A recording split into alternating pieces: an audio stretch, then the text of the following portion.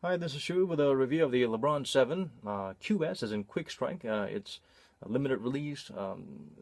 It snuck into your store shelves without warning. But yeah, interestingly, LeBron James was wearing this quite often during the regular season. When this was actually released during his final season with the Cleveland Cavaliers, the first final season before he had Kyrie Irving and Kevin Love, he actually did not seem to favor this shoe, the full-length Max Air setup, very much. When it comes to the postseason, they had a PS postseason edition with a Zoom Air fixture on it with the same upper. But anyway, it's it's actually not that heavy considering that it looks as bulky as hell. It only weighs about 480 grams for a size 9.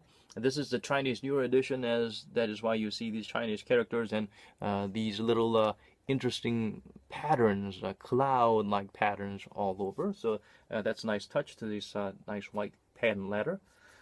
Um, the as you can tell, it's kind of paying homage to the Jordan 11s, or trying to be like the Jordan 11s, the Concords. But the PS is actually better because it had a black, shiny leather, patented leather on top.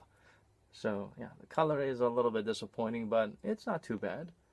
Um, this is size 9. It fits true to size. The PS, I've had the PS and the original 6s. They actually had a lot of room on top of the toe box, but that's been taken care of. The reissue actually fits a lot better. Lower toe box, and it's not too narrow. It's just nice.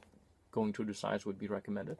The Max Volume Air sole, you can feel a little bit of a compression at the heel um, when you're having your heel strike or landing on there, but overall it's pretty stiff. And on the forefoot, you don't feel anything. I would compare this to the Air Max LTDs, except this actually has a maxer that you feel the compression a little bit better while it provides better shock absorption. The forefoot, they've had a very soft type of polyurethane material, and that's way softer than an actual visible aerosol that doesn't serve any function.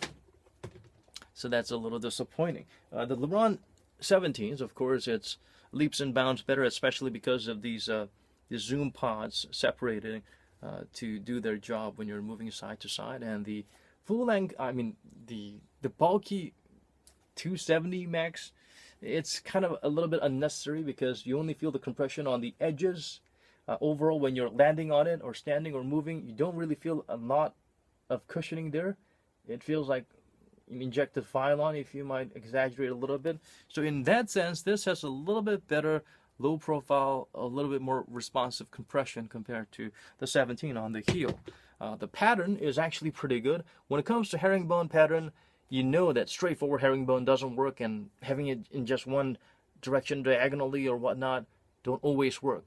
The best example were the Crazy Quicks, which had multiple zigzagging direction herringbone pattern, and the Superflies and the Curries, the Curry 2s, actually had this explosive herringbone pattern that's spreading out from a core outside. So this type of exploding, protruding, radiating type of herringbone pattern is a lot better than having them just straightforward. The traction is actually pretty good. I don't know why they put this nice little hologram at the core. You can't really see it, only when you're falling down or kicking the camera, I suppose. They have this TPU type of upper material with the flywire in a bit of an unusual direction. So this is very much similar to the upper that's been used in the Hyperdunk 08s and the Kobe 4s. They're a bit outdated and they don't really serve a special purpose. They're not very breathable, so not my favorite kind of setup. Overall, it feels nice. Compared to the 7PS, the postseason, this actually has a better collar padding. The 7PS actually had a bit of a pinching on one part. They were trying to be more ergonomically cut out, but it actually worked to their disadvantage. Yeah, interesting because they released it in limited amount, but they're on sale.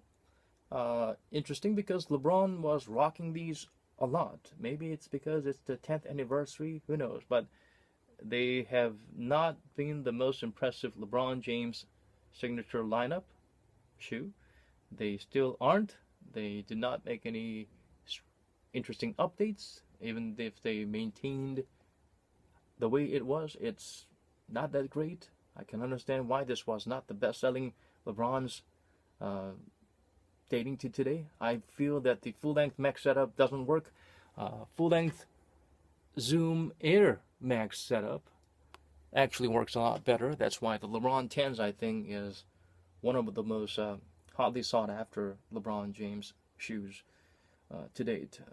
The 7, 8, 9 with the Max volume setup. 9 actually had a zoom in on the forefoot, but still it was, yeah, it was pretty stiff.